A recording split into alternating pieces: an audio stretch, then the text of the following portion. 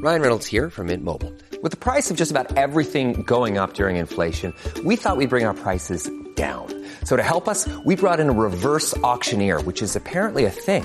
Mint Mobile Unlimited Premium Wireless. How to get 30, 30, bit to get 30, bit to get 20, 20, 20, bit to get 20, 20, bit to get 15, 15, 15, 15, just $15 a month? Sold! Give it a try at mintmobile.com/switch. $45 up front for 3 months plus taxes and fees. Promo rate for new customers for limited time. Unlimited more than 40 gigabytes per month. Slows full terms at mintmobile.com. Communication is lubrication. So if there's something going on with sex, whether it's like the way that you initiate, the unresolved conflict, even if it's you personally just having body image issues, like talk about these things, because that's true intimacy. Intimacy is not rubbing your skin together. It's into me, see. So let your partner see inside of you and share your interior world. You're listening to Make Some Noise Podcast, episode number 491 with guest Whitni Miller.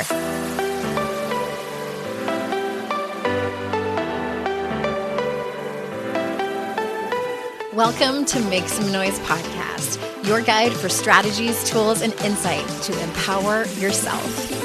I'm your host, Andrea Owen, global speaker, entrepreneur, life coach since 2007, and author of 3 books that have been translated into 18 languages and are available in 22 countries. Each week, I'll bring you a guest or a lesson that will help you maximize unshakable confidence, master resilience, and make some noise in your life. You ready? Let's go.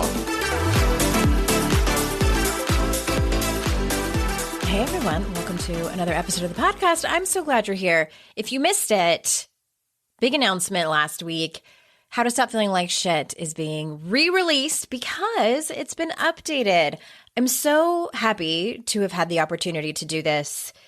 As I've mentioned, some big things have happened since I wrote it in 2016. It came out in 2018, but over the last half decade, a lot of things have happened, and I was thinking about it. I'm like, I wish I could go back and update it. I would add this. I would add this. This is so important to mention. And voila, here we are.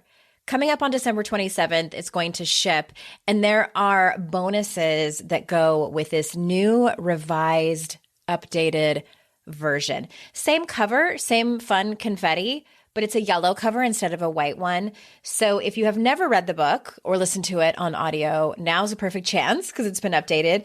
And if you have, I do think it's worth getting another copy to grab these updates. Every single chapter has updates, and it's easy to understand the updates because they're not woven in. It's at the very end of the chapter. I'm like, okay, whole new perspective or brand new tools. Here are some new tips for you.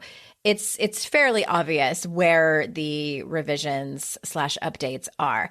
So the bonuses, there's a secret podcast series. There is a workbook that goes along with the book. We're doing a giveaway. We're doing a sharing giveaway where I'm giving away a one-on-one session with me, my favorite candles from Zabora Scents and Malicious Women Company. Notebooks, just head on over to AndreaOwen.com/HTSFLS. As always, that link will be in the show notes and everything will be there. I so appreciate your support with this book that has been on quite the journey, been translated into 19 languages and available in 23 countries. I'm still amazed at that fact, and I just appreciate you so much. All right, today's guest, I have been following her on the social medias, the socials. Is that what they call it? The socials? And I love her posts, so informative about intimacy, about relationships, about sex mostly. And we get into the nitty gritty. I really think that you're going to love this conversation. I ask some pretty important questions as you will hear. And let me tell you a little bit about our guest today in case you do not know her. Whitni Miller is a sex educator and pleasure coach with a focus on maximizing female pleasure through self-work and relational communication.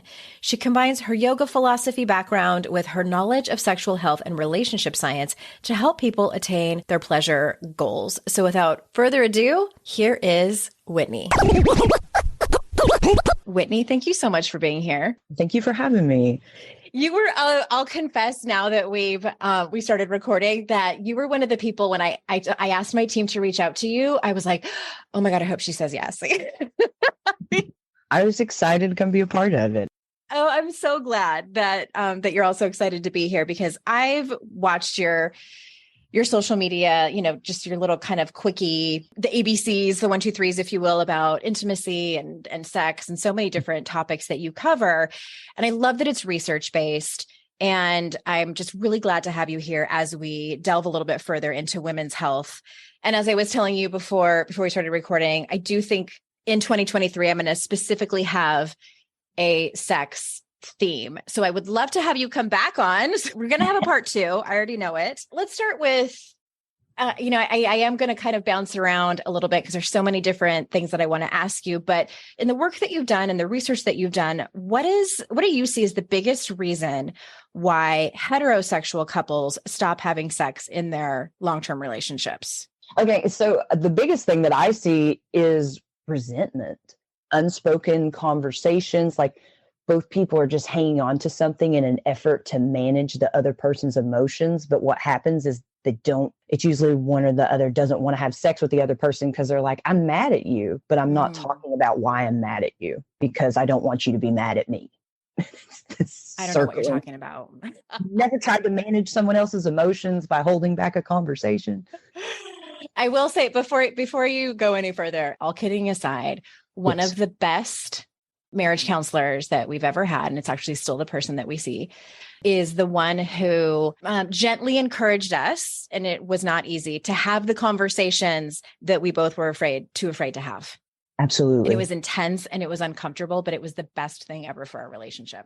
Like, how did it feel afterwards? Like I was going to throw up. There were several sessions. One time I asked him, I might actually have him on. I asked him, has anyone ever thrown up in your office? And he said, no, but I have had people storm out because these are such uncomfortable conversations. And I'm like, I would get that. Luckily, neither me or my husband stormed out and nobody threw up, but I sure wanted to. So anyway, please continue. Gosh, I mean, I just had one of these conversations with my partner last weekend. She's talking about my phone addiction. She's like, oh, you're on your phone too much because I work on my phone. And I took accountability for that. And it was uncomfortable and I cried and disappointed in myself. But after that conversation, I don't think I've ever felt that close to someone, because she looked at me in my weak, ugly places and was like, I still love you. And I think you can do better. So are you saying part of the remedy of that is to have the uncomfortable conversation and then for the person to take responsibility and accountability for their behavior or actions? Yeah, absolutely. Because there's that opportunity to nourish the connection between you by being accountable for the things that are, your responsibility. Obviously, you don't want to start managing each other's emotions, but be accountable for the space that you take up in the relationship. Can you be more specific about some of the topics that, like you said, that one person's mad at the other person for something, or there's something unspoken? What are some of the specifics that you hear? Just yesterday, I had a client who was talking about feeling unseen in the relationship. And that seems to be a theme that comes up a lot. Like, I feel unseen. I feel unheard. I tell my partner, hey, when you leave your socks in the floor, it makes me feel like you don't appreciate the work that I do in the house. Mm-hmm. And like the socks keep getting left in the floor, and there's just this, like, life happens. And sometimes our relationships, they get put in the back seat as life is happening, but at some point they need to be prioritized. So if your partner's coming to you and saying, hey, this thing right here, it hurts my feelings when you do it, like, that needs to be addressed. It's not something that needs to be pushed to the side. And then expecting someone to have sex with you when you don't address those things or make them feel unheard is like, it's just a natural thing for someone not to want to have sex with you when you make them feel invisible. Yeah. I was watching one of your TikTok videos and you were talking about, which I want to get to, you were talking about arousal, and you said something like, this advice isn't going to work if you're having issues in your relationship. You might have even said that, like, where you were always feeling unseen, or because learning how to become more aroused or arouse your partner is not the remedy for that. Those are two separate issues, it sounds like.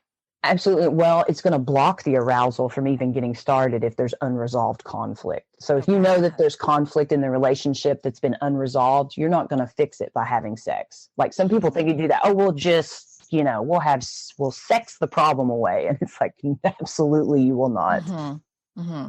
So it sounds like it's not an either or, it's a both problem. Like both things need to be discussed and practiced. And at the end of the day, communication is lubrication. And mm-hmm. I we love should that. all, You need to sell merch with that on it.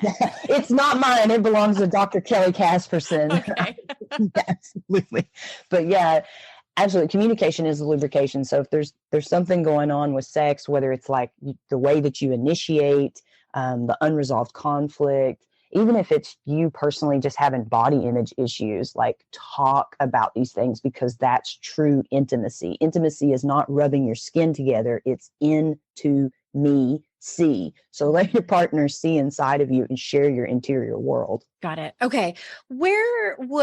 Obviously you and I would probably both recommend some kind of counseling for couples that are experiencing intimacy issues. But let's say someone even wants to broach a topic about either their sex life or the socks on the floor, and they're nervous to have the conversation. Where do you have like a kind of script that you give your clients, or I guess a jumping off point?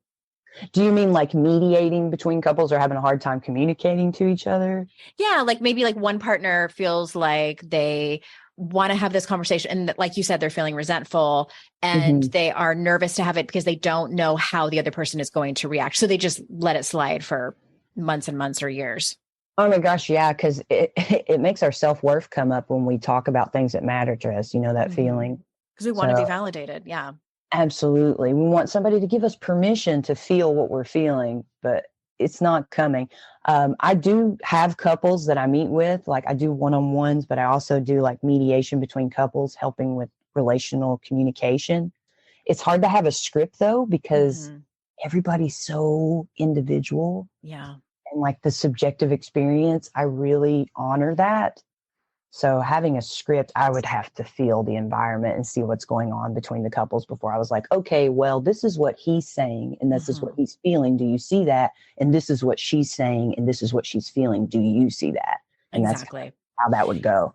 The thing I tell people too is try to find a therapist or counselor who is going to really hear both of you. Because I think what happens, and especially I would guess in heterosexual relationships, the man comes in, walks in thinking like he's going to be ganged up on, and like, no, one's going to. Like, this is like, oh, I can't wait to go somewhere where like this professional and my partner are going to tell me all the things I'm doing wrong. Absolutely. Of course I wouldn't want to go. No, of course not. That's my thing. I like to take a non-judgmental, shame-free stance and allow everybody just to be themselves, but then find out what the goal is between the partners and then find where the goal meets for both of them. So like they may have different goals, but showing where that aligns for them. But I mean, a big deal there is that like your general therapists are going to have 9 hours or less of sex education. So if the issue is intimacy, you really want to find a counselor, a coach, a therapist who is sex specific. And that's what we did. It was months before we even talked about sex, to be honest with you. Oh my gosh, I'm so glad that you bring that up, because did you feel like that was a good start with the other stuff first? Yeah. And, honestly, like why I picked him, I obviously like I gave all these options to my husband, and I'm like, okay, here's the people. What do you think about these people? And I'm like, okay, here's what I like about this person's bio and that person's bio. I was the one who I knew I needed to go in and talk about my sex stuff. Like, I didn't even know if my husband was like, I didn't think that he was definitely, that was not one of his priorities. I was the one that brought in the sex stuff because just anecdotally, he is the first person I've been with. I got sober just a couple years into our relationship, and we are parents. So he's the first long-term partner I've had where I have been a mother and I've been a sober person. And so it kind of flipped me upside down. And I'm like, I don't know who I am sexually as this new identity. And then the years go on, anyway, it was all my stuff. It was all my stuff. And so I told him that. And I'm like, this is why I think we should see this person, because he has a PhD and he's an actual sex therapist. But I thought it was interesting how we didn't even talk about sex for so long because there was other stuff. And to be honest, I wasn't ready. I really have to trust that other person. Yes. The therapist before I can start like revealing my deepest, darkest sexual secrets. Absolutely. Absolutely. It's such a vulnerable place. That's the role that I take with a lot of my clients. They'll come and they'll think, because I'm a pleasure coach, they're like, oh, we're going to talk about sex. And usually not. We're going to talk about your relationship with your mom, your day-to-day activities. Like all of these little pieces come together and dictate whether or not you feel comfortable interacting with sex. 100%. I would attest to that as a client.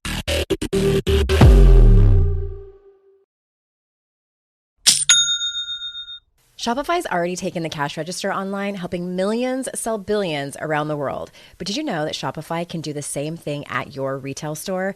Give your point of sale system a serious upgrade with Shopify. With Shopify, you get a powerhouse selling partner that effortlessly unites your in-person and online sales into one source of truth. Track every sale across your business in one place and know exactly what's in stock.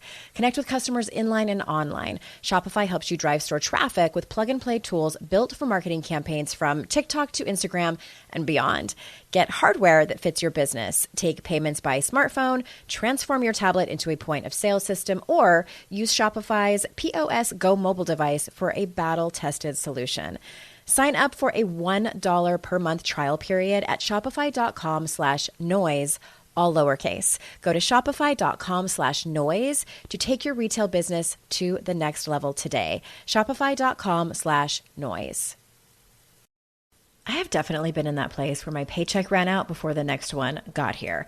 Life doesn't happen bi-weekly, so why should payday? The money you earn can be in your hands today with Earnin. Earnin is an app that gives you access to your pay as you work, up to $100 per day or up to $750 per pay period. Just download the Earnin app and verify your paycheck. Then access up to $100 a day as you work and leave an optional tip. Any money you access plus tips are automatically repaid from your next paycheck. You can use Earnin to pay for a girls' night out, a last-minute gift for a loved one, or even summer camp for the kids. Make Earnin a part of your financial routine and join Earnin's over 3.5 million customers who say things like, when I think about Earnin, I think about financial stability, security. It gives me a lot of peace of mind. Download Earnin today, spelled EARNIN, in the Google Play or Apple App Store. When you download the Earnin app, type in Noise under podcast when you sign up. It really, really helps the show. Noise under podcast. Subject to your available earnings, location, daily max, and pay period max. See earnin.com/TOS for details.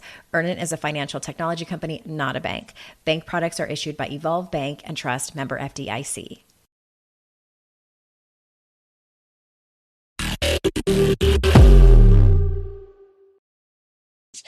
Well, I want to shift gears slightly. And can you tell us what are the top, I don't know, like 1 to 3 reasons why women specifically lose their sexual desire?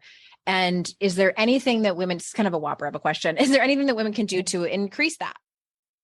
Yeah. So there's about like top 3 reasons that women lose sexual desire. Number 1 being pain with sex. Obviously, if you're feeling pain, you're not going to have a desire for it. Humans are dopamine seekers. So if you're not getting pleasure, dopamine from it, you're not going to want to desire it. That's very natural. Number 2 would be unresolved conflict, like we talked about. And number 3 is boredom. Like if the sex is boring and routine, again, you're not going to have desire for it. It's like if you like ice cream, do you like it melted? If it doesn't matter how much you like ice cream, you're probably not going to desire melted ice cream. So if sex is like pizza every night, like it's just centered around penetration only, and it's never like shaking it up, being curious, trying something new, or maybe you don't like your partner's initiation style, you'll naturally lose desire for it. Nothing's broken, nothing's wrong with you.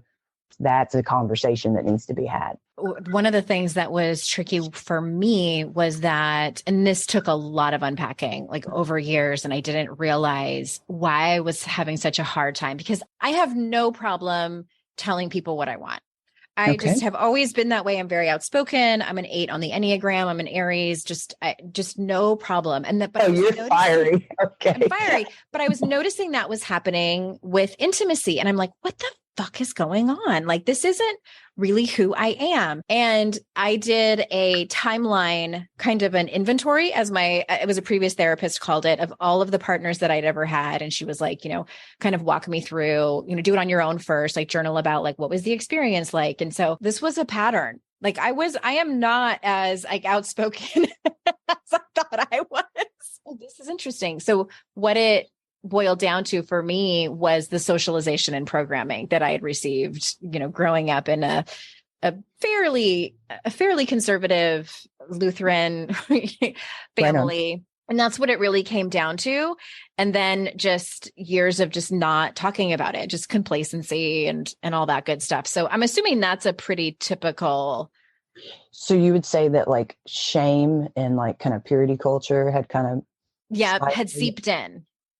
And I think because like here I am as a different identity as a mother, that also added an extra layer, because previously it wasn't as bad with like previous partners when I wasn't a mom, when like all I had to really worry about was myself. Yes. It was a different experience. So you feel like becoming a mother also put like some dampening on that? Or? Yeah. Just like, the insecurity and the voice of like, is that really like how mothers should behave? And which is so weird. You took your mother hat with you into sexy time. I have a 9-year-old son, so like I totally understand. Like I breastfed for 3.5 years, so I nursed my second for 2.5 years. So I yes, like that, it's a huge thing, and they don't tell you when you're leaving the hospital. Hey, if you're breastfeeding, your dopamine levels are going to be low, your prolactin's going to be high. You're going to have a low desire for sex naturally. The thing about prolactin is it takes the place of dopamine in your body. So as soon as prolactin comes in, the dopamine leaves. They can't be in the same place at the same time. So it lowers those levels. And if you have lower levels of dopamine, you naturally will have lower desire for sex, try new things, leave the house. Like that dopamine is what helps us want to push into things. Interesting. I wish they would tell mothers that when they leave the hospital, because they go home thinking that they're broken after they have these children. Like, I used to want sex, and there's just no side note. Hey, if you're nursing, you just naturally won't want to. Right. Which can cause like resentment issues with their partner if their partner wants to, and they're being rejected. Absolutely. The high desire partner always wants to fix the low desire partner. The low desire partner is always made to seem like they're broken, and they're not. They're not. And I hate that. We'll talk more about that, because I'm sure there's people listening who are feeling that way, whose ears are perking up right now. And what do you just have the floor, have at it. What do you like to tell those people? Sure. Like the first thing that I like to address about low desire is that low desire is not a description for your comparison to your partner. Like if you have a partner who has a higher rate of desire than you are not a low desire by proxy. Low desire is a description for someone who used to have more desire and now they're experiencing less, and they are bothered by that. And not bothered by it because their partner is heckling them for more sex, but they genuinely would like to be having sex more, and they want to know what's underneath that. So that's where low desire comes in. It's a comparison of a person's own timeline of desire for sex. Okay. Thank you for specifying that and giving a little bit more of a description. So where should people start? Should they first go and get their hormones checked? Should they read a book, or what is your best advice? If you're a woman, the hormone part is the least. It's like the last thing I would check. And I know people are like, oh my gosh, what are you talking about? The thing about sex is, yes, it is biological. Sure, sex is biological, but sex is way more psychological and sociocultural. Just like speaking to what you were talking about earlier with the purity culture, the shame, pressing on your desire to have sex. Those things are usually what the issue is, way more so than, oh, you've got low testosterone, you've got low estrogen, you know, your progesterone, these things. And like I say about like, as far as hormones, the one that's probably going to mess with it the most is your dopamine levels. And you can work with that through exercise, getting into green spaces, trying new things. You don't have to go in and like take medication. This is not addressing people who are going through perimenopause and menopause, though, because that is a situation where, yes, I would absolutely go talk to your doctor about starting on HRT. I'm a huge fan of like estradiol cream and things like that, making sure that sex isn't painful, making sure that you're not white knuckling it through vaginal dryness and stuff in an effort to please your partner. Your best sex years are like age 54 and up. Really? Oh my gosh. So there's a whole book about this. It's called Magnificent Sex, Lessons from Extraordinary Lovers. And it's a book, it's a research study by Dr. Peggy Kleinplatz and Dr. Dana Menard. It's beautiful. I think I've heard of the first author. Oh gosh. Dr. Peggy Kleinplatz is an amazing like sexologist. She's amazing. Isn't she kind of a legend in that field, in your industry? She is. I've emailed her and she never emails me back. That's how big she is. But I'm like, I'm going to keep trying because I'm trying so hard. But she says the average age for people having the most satisfying sex of their lives is age 54. In her study, it was like people age 62 to 83 having mind-blowing sex. Wow. Yes. Do so you go think... get the HRT if you need it. Okay. Yeah. I've had some other experts on and we'll put out some more that are coming out soon where we talk about this HRT, and every expert I've talked to is a fan of it, depending on the person, of course.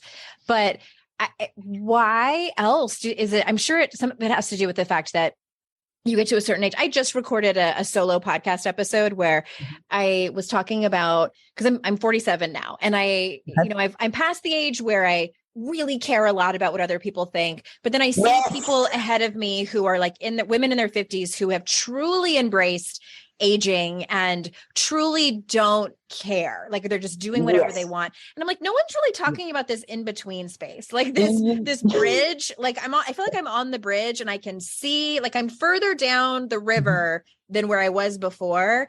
But what I make up is that they are at that place, like where they just really, like they have let go of the shame. They are able to talk about what they want without feeling like their throat clenching up and their throat chakras on fire. Like, is that some of it or a lot of it? You absolutely nailed it right there. You said you feel like you're getting close to that. I don't give a fuck about what you think. Yeah. Like I feel like, especially like when I'm in my 50s, that I'm going to reach it, but I'm still a little bit in that like kind of liminal space of like, Well, I'm 37 and I'm there. I'm like, go fuck yourself. I think I'm way ahead of a lot of people for other ways of like setting boundaries and like having other hard conversations and being able to emotionally regulate. That I have got down. You're doing so great. You're right on the right path. But exactly what you said is I don't give a shit what you think. Like they have dropped those insecurities, that they're at this place in their life where if you're rubbing their left labia instead of their clit, they're going to take your hand and put it right on there and be like, this is where I want you to be. I think for so many years, many of us, and when I say us, I mean, especially heterosexual women who were raised in this patriarchal culture, who are, I think, also of a certain age. I think millennial and Gen X women and probably baby boomer women who were taught either implicitly or explicitly that sex is a performance for our male partner. Oh, duty sex. Is that what it's called? I fucking hate checklist duty sex. It's terrible, and it's never going to cultivate desire. You're never going to be like, I want some more of that. Like, yeah, I don't do that anymore, but I certainly have been. We've all done it. I've been there. We've all done it. Like, you're not a bad person if you've done it. You're just in there with the socio-cultural norms of like the patriarchal society. Women 40 plus, they're like, fuck that shit. And I hope to be a voice that is like getting down to the 20-year-olds and being like, hey, fuck that shit. You know, fucking do that. Like, it's terrible. No one is entitled to sex. Absolutely no one is entitled to sex. It's another reason why I tell couples to stop leaning on spontaneity so much. Oh, I want sex to happen spontaneously with no effort and no prioritization. I'm like, do you feel owed? You feel like someone just owes you sex? Like, damn. Then that brings me to, I want to move into talking about arousal, because you talk about spontaneous arousal versus responsive arousal. So can you kind of give us the ABCs of that? So it's desire. It's like spontaneous desire and responsive desire. And the difference between arousal and desire is arousal is the physical response in your body, and desire is the mental want. And sometimes those things don't click. They don't match up. It's especially hard for women because women, we have a lower rate of interoception, which is knowledge about what's going on inside of our body. You know, maybe it's because we feel like prey all day that we kind of live in our head and we don't really acknowledge what's going on in our body. But for whatever reason, men are statistically more body aware than women are. So they need time to get into their body. Women need more time. Yes. Okay. Yes. A little more time for the mind and body to sync. But spontaneous desire is you're just sitting around and you just think about sex and that's enough. You want to do it. That's typically how men experience. Yes. Men statistically, they experience spontaneous desire more often than women do. Okay. There's a higher percentage of women who experience responsive desire, and that's desire, the mental want, showing up after they feel arousal. So they want to feel arousal in their body first, or not so much they want to, it's just their experience of it. They feel arousal in their body first, and then they're like, oh yeah, I want to have sex. And when I talk about this, men will be like, okay, well, let me just go over and grab your boobs and get that started. And I'm like, that's a terrible approach. Don't do that. That will make a woman feel a sense of obligation and shut her arousal off. She's pulling a casserole out of the oven. Yeah. Oh my God. It's terrible. It's terrible because, again, like I was saying, women are not connected to their body throughout the day. A large percentage of women are not. So when you go over and you just grab her, it's just they feel obligated and they feel objectified. So they never get to the arousal and desire part. Right. Instead, you want to invite them into their body first and then initiate sex. So you can do that with lighting candles, sexy music, compliments, sensual massage. Like there are ways to approach this where it's like, it's an invitation to, do you feel like getting in the mood, instead of asking, are you in the mood?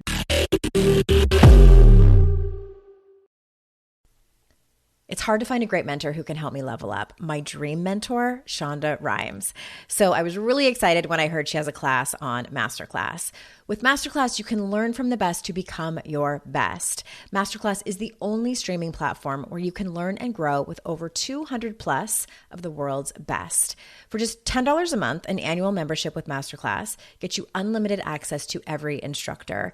And you can access Masterclass on your phone, computer, smart TV, or even in audio mode. I'm always looking for ways to be a better writer, so I took Shonda Rhimes' screenwriting class. It helped me gain concrete technical advice, including structuring, the writing process, and with shows under her belt like Grey's Anatomy and Bridgerton, it was so helpful. Plus, every new membership comes with a 30-day money-back guarantee. Don't wait another moment to start your learning journey with Masterclass. Right now, our listeners get an additional 15% off any annual membership at masterclass.com/Andrea. That's 15% off at masterclass.com/Andrea. Masterclass.com/Andrea.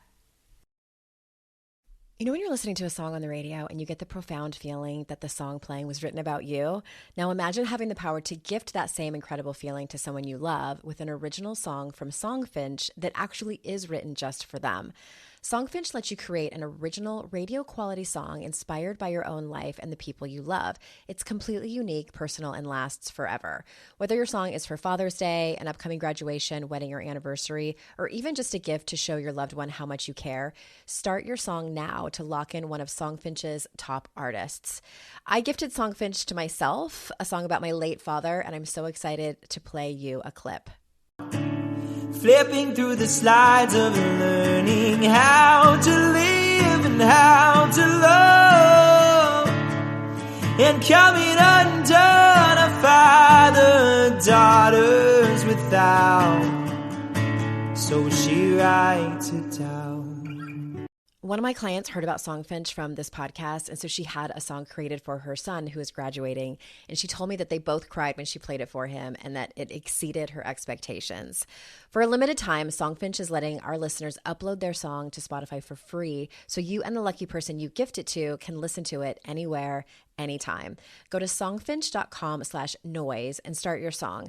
After you purchase, you'll be prompted to add Spotify streaming for your original song for free, a $50 value. Again, my URL is songfinch.com/noise. Don't forget to share your song with us too. songfinch.com/noise.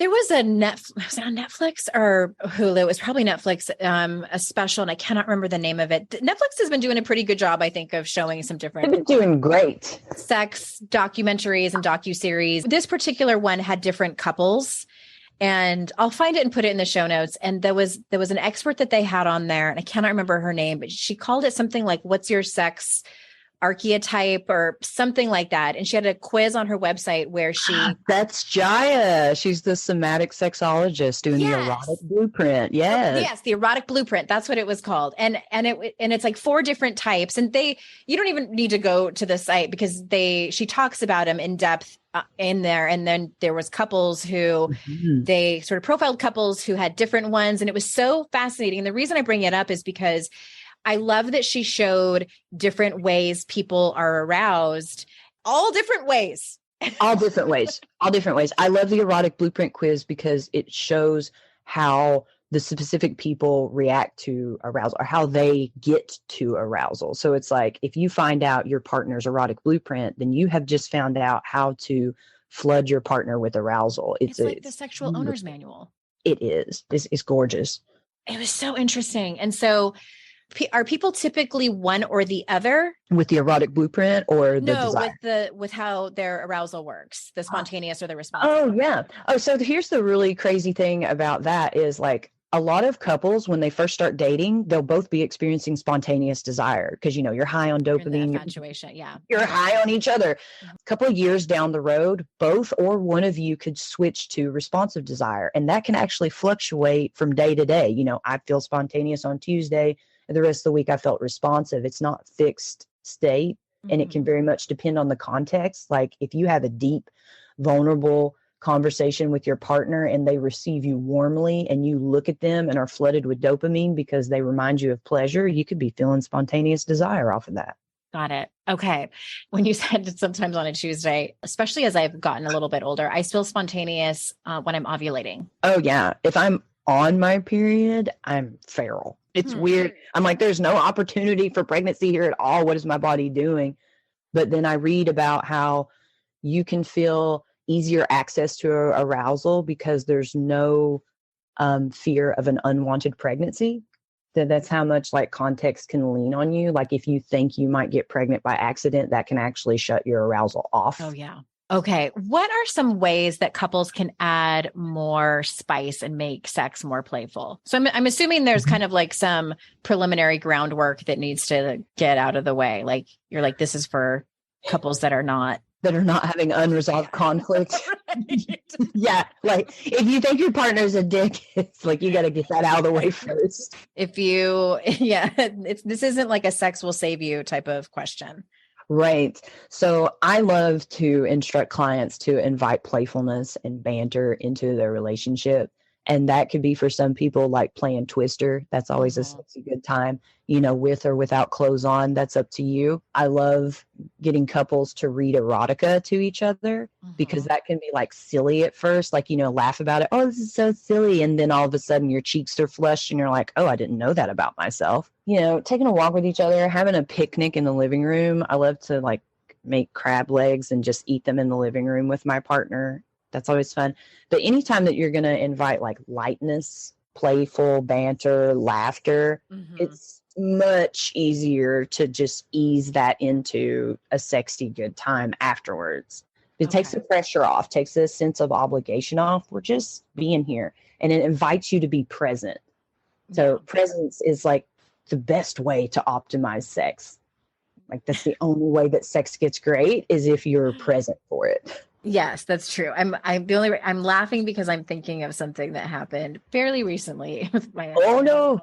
No, do you want to share? It's funny.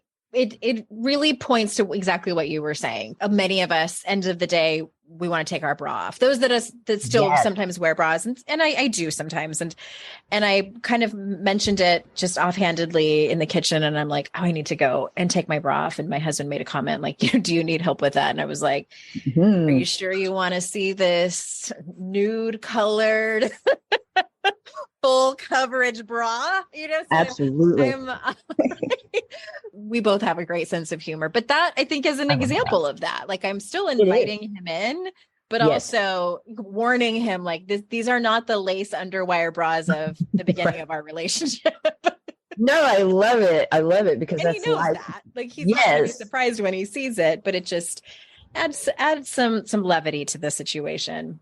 absolutely. I love it. No, laughter is a beautiful lubrication. That I had never really thought of that. I love that. One more question. How does breath work impact sexual pleasure? Because this is something I've done breath work, but it was separate from sex and intimacy.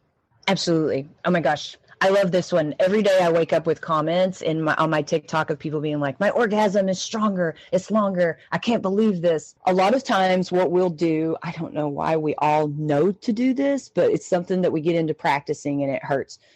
We'll be masturbating or having sex with our partner and we'll clench up our whole body and hold our breath and try to force an orgasm through our body. Have you ever experienced that? I don't know. Probably. I don't think I've like actually, zoned in on the moment, but probably. So you don't know if you've ever like held your breath to try to come? I don't know. I'm going to have to think about Gonna that the think on next it? time it happens. Yeah. All right, okay, think on that. So here's what happens.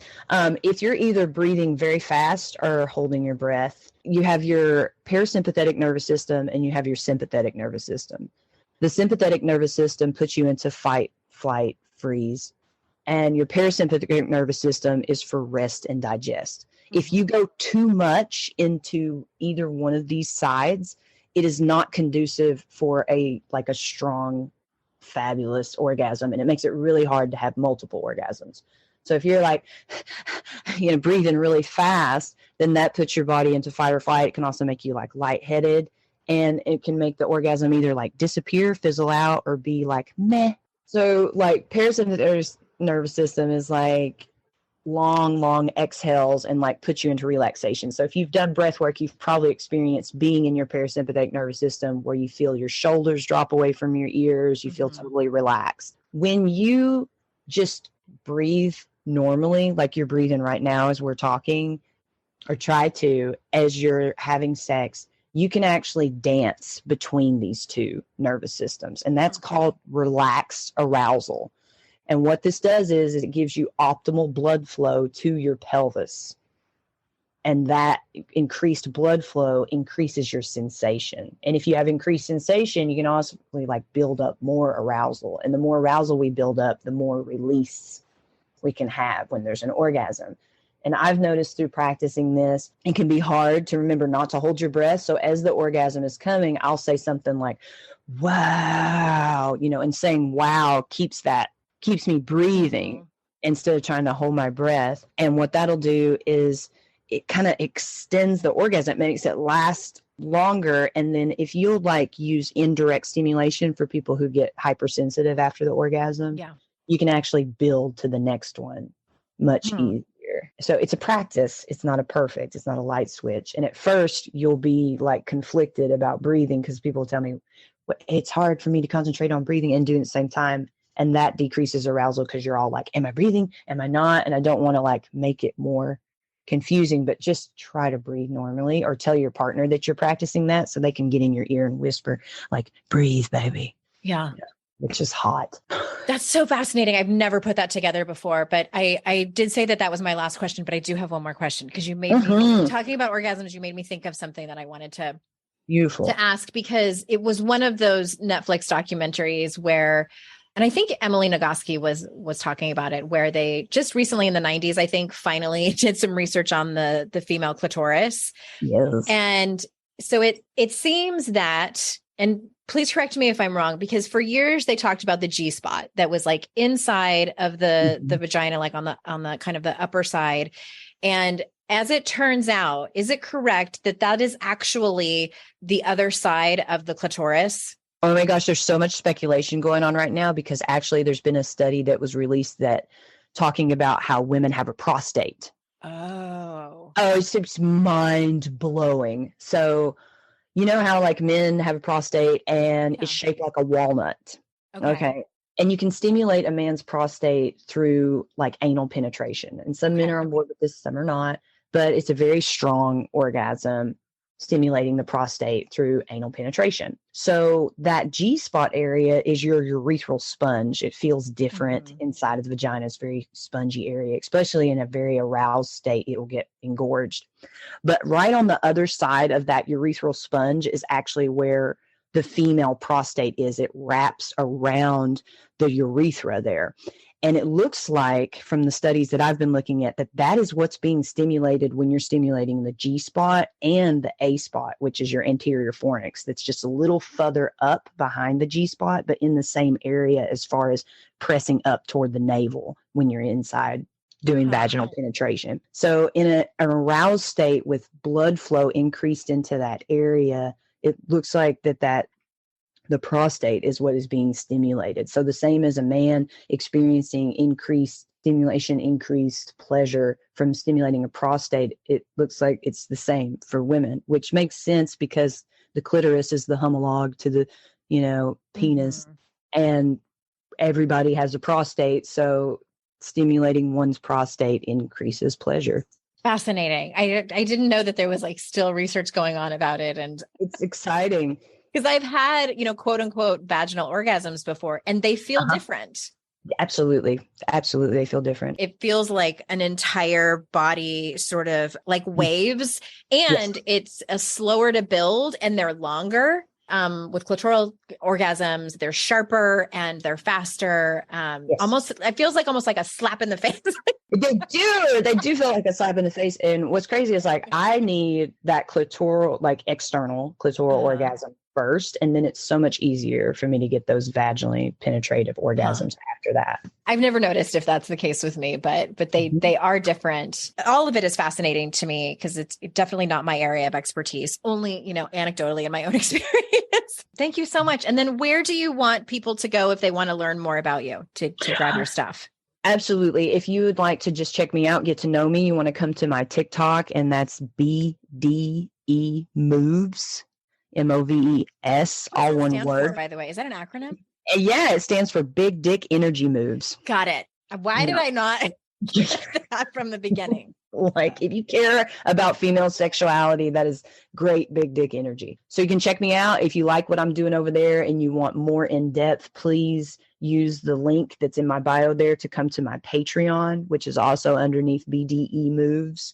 And that's where you'll find all of my uncensored content. And it's just $15 a month. Well, and I just want to quickly read through the playlist that you have on TikTok. You have videos on struggling to orgasm, different desires, BDSM, initiating, stress cycles, boudoir, so many different things, belly breathing, even attachment theory, which we've talked about here on the show, people that struggle with low desire, pleasure-based, even strappy sandals, I think is what you'd call it. Absolutely. So you have to talk in code. Yes. You don't have a guideline violation on TikTok. So many different and much more even explicit than we have talked about here. But I appreciate you so much. Thank you for saying yes. I will continue to tell people about you and your work. And it's so, so important.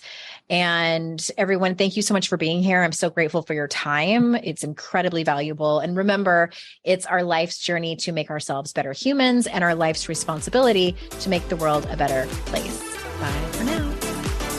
Hey, did you know there's free secret podcast episodes waiting for you that are not part of my regular podcast feed? Yes, AndreaOwen.com/free. And you just sign up. You get a link sent to you. It's very secret. It's like a secret club. We don't have a secret handshake. Don't worry about that. But it's these motivating podcast episodes that I made for you. They're under 20 minutes each. There's 3 of them. They're for wherever you are in your life. So head on over there and grab them. They range from really supporting you and seeing you where you are and being compassionate, all the way to giving you a giant kick in your ass and telling you how amazing and gorgeous and phenomenal you are. So AndreaOwen.com/free and get your hands on that free podcast feed.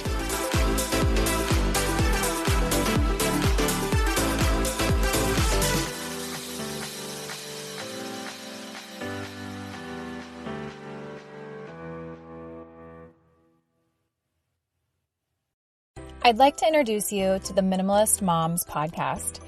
It's hard enough being a mom, and the last thing you need is stress from too much stuff and an overcrowded schedule. For too long, I lived with the mindset that bigger was better, and the more I added to my life, instead of feeling better, I felt overwhelmed. It was time for a radical new mindset. Less is more. I'm not into extremes. I didn't throw everything away. My brand of minimalism is more about adding than subtracting. Get rid of the excess to make room for what you love. In other words, it's about living life with purpose. I hope you'll listen in, and my guest and myself can inspire you to think more and do with less. The Minimalist Moms Podcast, available wherever you listen to podcasts.